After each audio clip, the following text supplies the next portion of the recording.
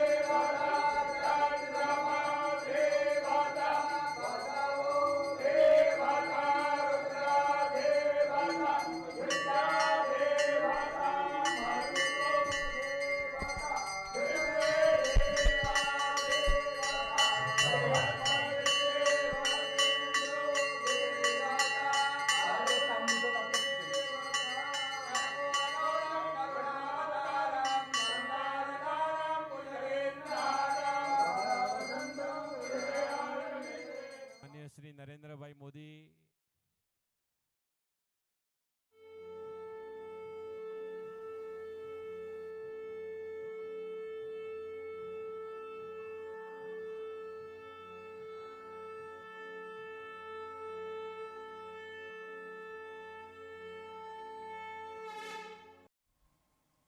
आज से कुछ ही दिन बाद इसी महीने के अंत में गुप्त नवरात्रि शुरू हो रही है. गुप्त नवरात्रि से ठीक पहले पावागढ़ में मां काली का ये शक्तिपीठ महाकाली मंदिर अपने भव्य और दिव्य स्वरूप में हमारे सामने है. शक्ति और साधना की यही विशेषता होती है.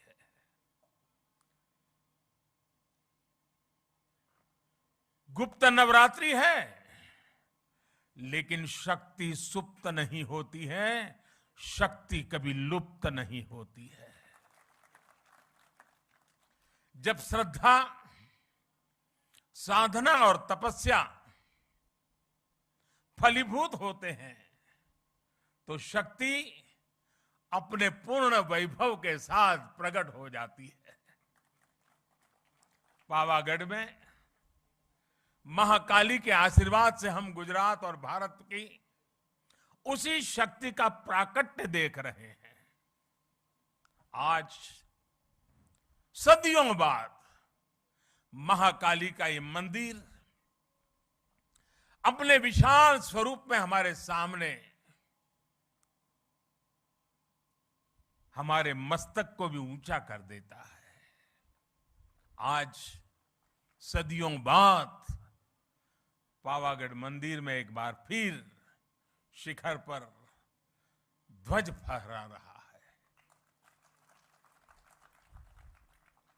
ये शिखर ध्वज केवल हमारी आस्था और आध्यात्म का ही प्रतीक नहीं है.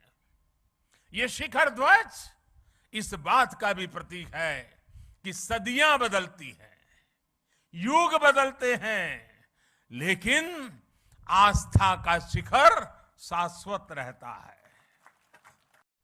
अभी मुझे मां काली मंदिर में ध्वजारोहण और पूजन अर्चन का सौभाग्य मिला है.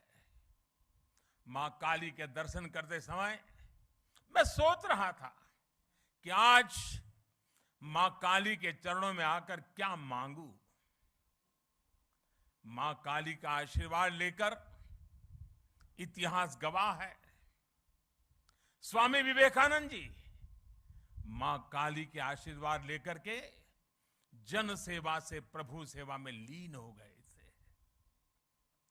मां मुझे भी आशीर्वाद दे कि मैं और अधिक ऊर्जा के साथ और अधिक त्याग और समर्पण के साथ देश के जन जन का सेवक बनकर उनकी सेवा करता रहूं. मेरा जो भी सामर्थ्य है, मेरे जीवन में जो भी कुछ पुण्य है, वो मैं देश की माताओं बहनों के कल्याण के लिए, देश के लिए समर्पित करता रहूं। सदियों के संघर्ष के बाद जब भारत आजाद हुआ तो हम गुलामी और अत्याचार के घावों से भरे हुए थे। हमारे सामने उस अपने अस्तित्व को फिर से खड़ा करने की चुनौती, उसको लेकर के हम खड़े थे, लड़े थे। भारत के इस सांस्कृतिक आजादी की शुरुआत भी सरदार साहब के नेतृत्व में गुजरात से ही हुई थी। सोमनाथ मंदिर का पुनर्निर्माण राष्ट्र के पुनर्निर्माण के संकल्प के रूप में हमारे सामने आया। पावागढ़ और पंचमहाल आज सोमनाथ की उस परंपरा को आगे बढ़ा रहा है जिसने गुजरात को पूरे देश में पहचान दी थी। आज जो ध्वजा फहराई गई है वो केवल महाकाली मंदिर की ध्वजा नहीं है, बल्कि गुजरात और देश के सांस्कृतिक गौरव की ध्वजा भी है। पंचमहाल और गुजरात के लोगों ने सदियों से इस मंदिर की भव्यता के लिए प्रयास किए। अब सोने से बढ़े इस कलश के साथ इस मंदिर से जुड़ा वो सपना पूरा हुआ है। आज पावागढ़ और पंचमहाल की तपस्या सिद्ध हुई।